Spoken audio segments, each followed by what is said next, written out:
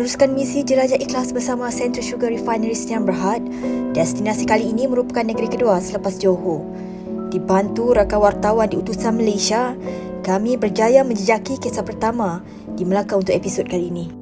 Melalui beberapa jalan utama di bandaraya ini, membawa kami bertemu dengan seorang warga emas berusia 78 tahun. Merupakan seorang bekas pengayuh beca, cukup memilukan untuk melihat kehidupan Syahrom Samsudin yang kini hidup kesorangan dalam keadaan serba daif. Dulu bulan 1 ni, 2 bulan tak boleh jalan. Sini sakit, kaki sakit. Dua-dua sakit. Bulan 1, bulan 2 pergi hospital, dia injek satu sini. Sini sebelah je baik. Sini tak baik. Pergi ke hospital lah. Macam gaul ke apa, banyak kali kena. Dengan sisa tenaga yang ada, Syahrom memilih untuk menguruskan hari tuanya sendiri.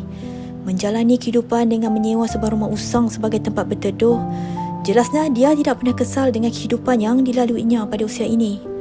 Sentiasa berdoa dikurniakan kesihatan yang baik, Syahrom juga berharap dia tidak perlu menyusahkan sesiapa. Aku buat beca lebih kurang 52 tahun.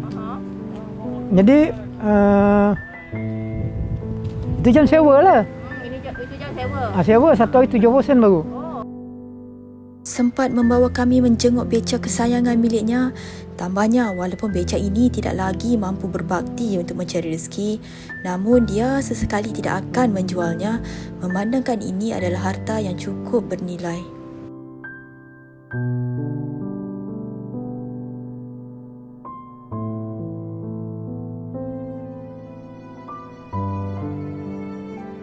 Memulakan karier sebagai pemain bola sepak sejak berumur belasan tahun. Ketika ini pada usia 40 tahun, Azizan Baba terpaksa meninggalkan sukan yang paling diminatinya kerana kanser. Buat masa ni saya melalui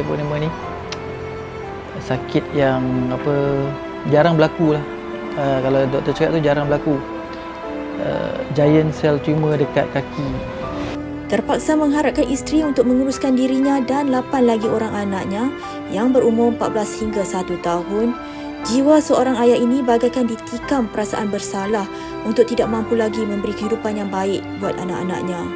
Untuk pendapatan, sebelum ni karier saya sebagai jurulatih. Habis saya main bola, saya ambil kursus sebagai jurulatih, saya buat coaching. Bukan itu sahaja, ketiadaan kerja dengan kos rawatan yang semakin meningkat juga sedikit sebanyak merunsingkan dirinya. Jadi sedih lah kan. Dulu saya cari rezeki dengan menggunakan kaki.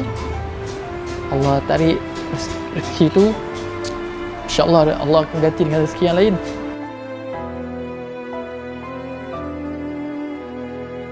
Mengharapkan bantuan dari pelbagai sudut agar dia dapat kembali pulih. Doanya hanya satu, untuk dapat kembali membantu keluarganya mencari rezeki.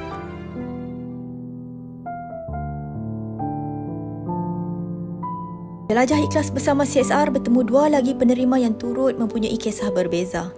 Kali ini kami berada di Masjid Tanah dan Kampung Pekan Tangga Batu Melaka dalam menyampaikan bantuan.